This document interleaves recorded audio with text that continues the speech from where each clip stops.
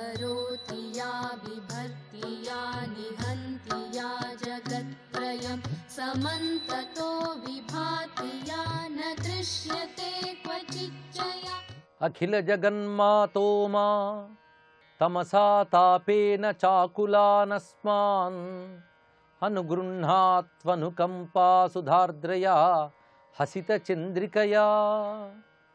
शिवाय गुरवे नमः श्रीमात्रे नमः श्री विष्णुरूपाय नमः शिवाय श्री उमायै नमः। జగదంబా శరన్నవరాత్రుల పర్వదినంలో రెండవ రోజు ప్రవేశించింది. ఈ పవిత్రమైనటువంటి అమ్మవారి స్మరణలో ఆదిశక్తి ఏ విధంగా సర్వలోకములుగా వ్యాపిస్తున్నదో చెప్పుకుంటున్నాం. పరమేశ్వరుడు ప్రధానంగా సత్యలోకముగా ఉండగా ఆయన యొక్క తపశ్శక్తి సూక్ష్మశక్తిగా తపోలోకముగా ఉన్నది. అటు తర్వాత జనోలోకము. ఈ జనోలోకముకి స్వర్గమని అంతరిక్షమని గగనమని రకరకాలుగా చెప్పబడుతున్నాయి. అంటే సర్వ జగత్తు ఉత్పత్తికి ఆధారమైన భూమికి ఈ జనోలోకం. ఈ జనోలోకం కాంతి నుంచి పొగబొచ్చినట్లుగా ఈ తపోలోకం నుంచి ఉద్భవించి ఉన్నది. కానీ ఈ జనోలోకం అంతా కూడా వ్యాపించినటువంటి ఏ కాంతి మార్గములైతే ఉన్నాయో ఆ కాంతి మార్గముల యందు పరమేశ్వరుని యొక్క శక్తి ప్రసరించడం చేత ఆ ఆకాశము ఉపాధిగా తీసుకుని వ్యక్తమైనటువంటి స్వాభిమాన పురుషుడే దక్షుడని చెప్పబడుతున్నాడు. దక్షుడు అంటే సమర్థుడు అని అర్థం. అన్నీ నేనే నిర్వహిస్తున్నాను నేను అనుకుంటాడు ఉపాధి యోగం చేత. ఈశ్వర చైతన్యం శరీరంలో ప్రవేశించాక శరీరంతో ఏకమై ఈ శరీరమే అన్నీ నిర్వర్తిస్తుంది అని మనం ఎలా అనుకుంటామో అదేవిధంగా ఇక్కడ ఆ ఆకాశ ఉపాధితో సంబంధించినటువంటి ఆత్మశక్తి దక్షుడైంది, స్వాభిమానంతో కూడా దక్షుడైంది అన్నారు ఇక్కడ. అలాంటి ఆ జనోలోకమనందు వ్యాపించినటువంటి ఏ కాంతిమయమైన శక్తి ఉన్నదో ఆ శక్తి దాక్షాయని అని చెప్పబడుతున్నది. అనగా ఇప్పుడు ఆకాశమునంచి ఉద్భవించినటువంటి పరాశక్తే దాక్షాయిని, దక్షపుత్రి అని. ఆకాశమన్నా జనోలోకమన్నా ఒకటే అని చెప్పుకున్నాం. జనోలోక అభిమాన పురుషుని దక్షుడు అని అంటారు ఇక్కడ. అక్కడ ఉద్భవించినటువంటి శక్తిని దాక్షాయని. అందుకు ఆ జనోలోకమునందు ఉద్భవించిన శక్తి గనక ఆ తల్లికి దాక్షాయని అని పేరు వచ్చింది. అయితే ఇప్పుడు దాక్షాయని జనోలోకమునందు ఉద్భవించింది కనుక అప్పటి నుంచి ఉందని అర్థమా, అంతకుముందు లేదా అంటే అంతకు ముందు ఉన్నదే ఇప్పుడు వచ్చింది. అంతేగాని కొత్తగా ఇప్పుడు మాత్రమే రాలేదు. అంతకుముందు ఎలా ఉన్నది? ఏ పరమాత్మ సృష్టికంతరికి హేతువై ఉన్నాడో ఆ పరమాత్మ యొక్క అభిమాన శక్తిగా ఉన్నటువంటి ఆ జగదంబ ఇప్పుడు ఈ ఆకాశ ఉపాధి కలిగిన దక్షుని యందు ఉద్భవించగానే దక్షపుత్రిగా చెప్పబడుతున్నది. అక్కడిది ఇక్కడ నుంచి వ్యక్తమవగానే ఇతడు కుమార్తెగా చెప్పబడుతున్నది. అందుకు పరమేశ్వరు నుంచి వేడని శక్తి కనుక ఆయనకు భార్య, ఇక్కడ దక్షుడని చెప్పబడే జనలోక శక్తి నుంచి ఉద్భవించింది కనుక ఈయనకు కుమార్తె అని చెప్పబడుతున్నది. దీన్ని బట్టి పురాణంలో చెప్పే దక్షుడు కూతురు, అదేవిధంగా దక్షుడు ఒక ప్రజాపతి, ఆయనకంటూ అనేక సంతానము, ఇవన్నీ కూడా కేవలం ఒక పాత్రల కథో మనుషుల కథో వ్యక్తుల కథో కాదు. అది అంతరిక్షంలో జరిగిన ఒకానొక సృష్టి వికాసపు యొక్క పరిణామము. ఇది ఒక భావాన్ని చూపించారు ఇక్కడ. ఇది సామాన్యులకు అంత తేలిగ్గా అర్థం కాకపోవచ్చు. దీనికంటే వాళ్ళకి అమ్మవారు చాలా గొప్ప ఆవిడకి దండం పెడితే చాలు కోరికలు తీరిపోతే అంటే తృప్తి చెందుతారు.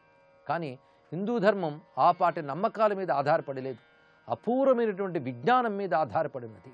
ఈ విషయాన్ని వేదంలో ఉన్నటువంటి విజ్ఞాన రహస్యాలను మనకు అందించినటువంటి అనేక మంది మహాత్ములు తెలియజేశారు.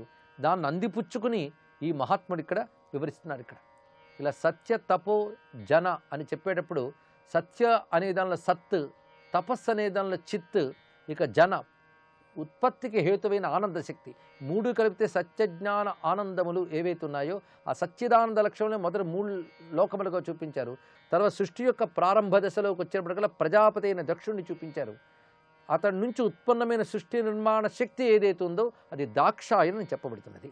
ఈ దాక్షాయిని ఇప్పుడు ఉత్పన్నమైంది కానీ ఇప్పుడే కాదు ముందు కూడా ఉన్నదే అని చెప్తూ తర్వాత శ్లోకంలో సత్యాహ ప్రాగపి శక్తే ప్రాదుర్భావ స కీర్త్యతే ప్రథమ ఈశాభిమానమయ్యాహ పృథగభిమానిత్వ నిష్పత్త్యా. ఈ తల్లి సత్యాహ ప్రాగపి శక్తే, ఇది ముందే ఉన్నటువంటి శక్తే ఇది. అంతేగాని దక్షుడితోనే మొదలవలేదు. అప్పుడు ఆ శక్తి ఈశాభిమానమయ్యాహ, పరమేశ్వరుని యొక్క అభిమాన శక్తి. దీన్ని ఆదిశంకరులు సౌందర్యలహరిలో పురమతితు రాహో పురుషిక అన్నారు. ఇక్కడ ప్రతివాడికి నేను చేస్తున్నాను ఒక భావం ఉంటుంది. అప్పుడు ముందు నేను, తర్వాత చేస్తున్నాను అని వచ్చింది. ఆ నేను రూపమైన చైతన్యాన్ని అభిమానము అని అంటారు. అభిమానం అంటే అది, ఆ నేను అనబడేటువంటి భావాన్ని అభిమానం అంటారు. అలాగే పరమేశ్వరుడు విశ్వాన్ని చేస్తున్నాను చేస్తాను అనుకున్నప్పుడు ఆ ను అనబడేటువంటి అహం రూపమైన పురుషకారం ఏదైతే ఉందో ఆ అహం రూపమైన శక్తియే జగదంబ. తర్వాత ఆ పరమాత్మ నుంచి విడిబడినట్లుగా వచ్చి ఈ ఆకాశోపాధితో కలిసిన దక్షుడు అతడి నుంచి నేను అని వ్యక్తమైంది ఆ శక్తియే. అప్పుడు దాక్షాయని అని చెప్పబడుతున్నది అన్నారు ఇక్కడ. అందుకు ముందు ఉన్నదే ఇప్పుడు దాక్షాయని అయింది కనుక దాక్షాయని అయినటువంటి తల్లికి సతి అని పేరున్నది. సతి అంటే సత్యమైనది, ఎప్పుడు ఉన్నది అని అర్థం. అందుకు సత్యపురుషుడైన పరమేశ్వరుని యొక్క శక్తి కనుక సతి అన్నారు. ఇది ఒక అద్భుతమైనటువంటి మాట. ఇంత చక్కగా వికాసాన్ని పరమేశ్వరి యొక్క విలాసంగా దర్శించడమే ఉమాసహస్రంలో మొదటి స్తబకంలో కనబడుతున్న విజ్ఞాన విషయం. ఈశాభిమానమయ్యా పృథక్ అభిమానత్వ నిష్పత్య ఆకాశస్య సుతైవం లక్షణయా వస్తుత ప్రసూశక్తి అదితేర్దక్షో దక్షాదదితి ఇది శ్రుతిరబాధైవం. ఇక్కడ వేదంలో చెప్పిన ఒక విజ్ఞానాన్ని చక్కగా ఆవిష్కరిస్తున్నారు. ఇక్కడ ఏదైతే ఆకాశం అంటున్నామో అదే జనోలోకం. ఈ ఆకాశ అభిమానమైనటువంటి వాడే దక్షుడు అని చెప్పుకున్నాయి ఇక్కడ.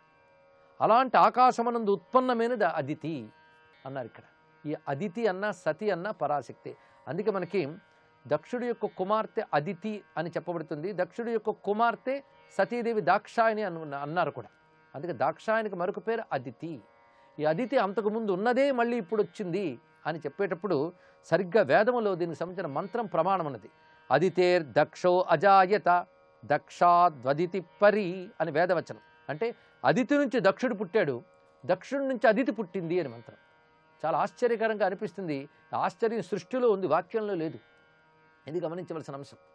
అందుకు పరమేశ్వరుని యొక్క శక్తి అయిన అదితిదేవి నుంచే ఈ దక్ష రూపమైన జనోలోకం వస్తే మళ్ళీ అదితిదేవి జనోలోకంలో కూడా వ్యక్తమయ్యి దక్షుడు పుత్రిగా చెప్పబడుతున్నదయ్యా అన్నారు. ఇది చెప్పినటువంటి చక్కటి వివరణ. అందుకే దక్షుడు కుమార్తె అదితి అన్నాం, దక్షుడికి తల్లి కూడా అదితే. ఇది గమనించవలసింది. అదితి లేకపోతే దక్షుడే లేడు. పరమేశ్వరునికి శక్తి చేతనే ఈ జనోలోకము లేక ఆకాశం అనేది ఏర్పడింది. అప్పుడు మళ్ళీ ఆకాశమునందు అనగా దక్ష రూపమైనటువంటి జనోలోకమునందు పరాశక్తి ఉద్భవించింది కనుక ఆకాశమునందు ఉద్భవించిన ఆ శక్తిని అమ్మ అదితి అంటున్నాం, ఆ తల్లికి సతి అంటున్నాం, దాక్షాయని అంటున్నాం. కనుక అదితి అన్న సతి అన్న దాక్షాయని అన్న ఒకటే. ఇది తెలుసుకోవాలి. అటువంటి అదితికి మూలమైన వాడెవడు? దక్షుడు కాదు, ఆ పరమపురుషుడైన పరమేశ్వరుడు ఆధారశక్తి. వారిద్దరు విడకుండా ఉంటారు. కనుక పరమపురుషుడైనటువంటి ఆ పరమేశ్వరుణ్ణి శివుడు అంటే ఈమె సతీ దాక్షాయనైంది. ఆ పరమేశ్వరుని కశ్యపుడు అంటే ఈమె అదితి అయ్యింది. కనుకనే కొందరు అదితి కశ్యపులు అంటారు, కొందరు దాక్షాయని శంకరులు అంటారు. ఏదన్నప్పటికీ కూడా వాళ్ళిద్దరే జగత్తుకు మూలమైనటువంటి వారు గనక జగతాం మాతా పితరౌ సతీభవౌ కేపి పండితా ప్రాహు అదితి ప్రజాపతీతా వపరేషాం భాషయా విదుషాం. జగతాం మాతాపితరు, సర్వ జగత్తుకి వాళ్ళనే మాతాపితరులు అంటున్నాం. ఎందుకంటే ఆ తల్లే వ్యాపించి ఇంత శక్తిగా జగత్తుని నిర్మాణం చేస్తున్నది. ఆ శక్తి ఎవరిదో అతను పరమేశ్వరుడు కనుక వారు ఉభయుల్ని కూడా తల్లి తండ్రి అంటున్నాం. ఈ తల్లిదండ్రులనే సతీభవు, భవుడు అంటే శివుడు, సతి అంటే దాక్షాయని. కనుక సతీభవులు అనగా దాక్షాయని శివులు అని కొందరు పండితులు అంటే వాళ్ళు ఉభయుల్నే కొందరు అదితి ప్రజాపతి అంటారు. ప్రజాపతి అంటే కశ్యప ప్రజాపతి అని అర్థం. అందుకు ఆ ఉభయుల్నే సతీభవులని అదితి కశ్యపులని అంటూ ఉంటారు అని చక్కగా వివరించారు. దీన్ని బట్టి పురాణ కథల్ని ఎలా అర్థం చేసుకోవాలో కొత్త కాంతిని ప్రసరింపజేస్తూ ఉన్నారు మహానుభావుడు గణపతి ముని.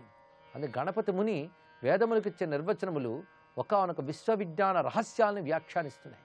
దీన్ని బట్టి మన వేదవాంగ్మయం పురాణ వాంగ్మయం ఎంత అద్భుతమో తెలుస్తున్నది. ఇప్పటి వరకు మనకు అమ్మవారు అంటే ఏమిటో తెలిసింది.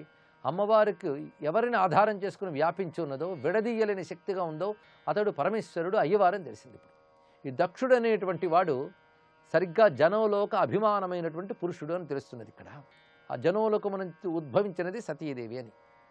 ఆ పరమేశ్వరుడు ఎవరైతే మనం చెప్పుకున్నామో అతడు లీలగా ఒక అద్భుతమైన పురుష రూపం ధరిస్తే ఆయన్ని ఆనందింపజేయడానికి ఆయన శక్తియే ఒక స్త్రీ రూపం ధరించింది.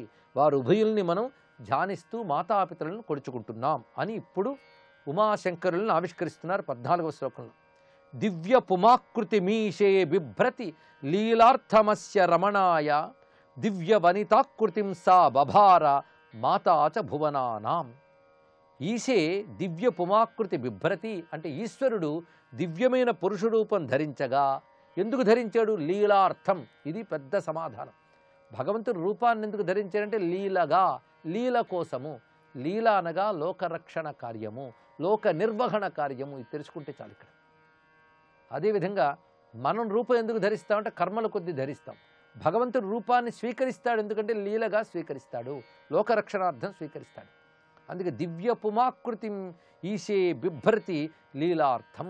అద్భుతమైన దివ్యమైన పురుష రూపాన్ని పరమేశ్వరుడు లీలార్థం స్వీకరిస్తే అస్య రమణాయ, ఆయన ఆనందం కోసం ఆ జగన్మాత దివ్య వనితాకృతిం సా బభార మాతా చ భువనానాం.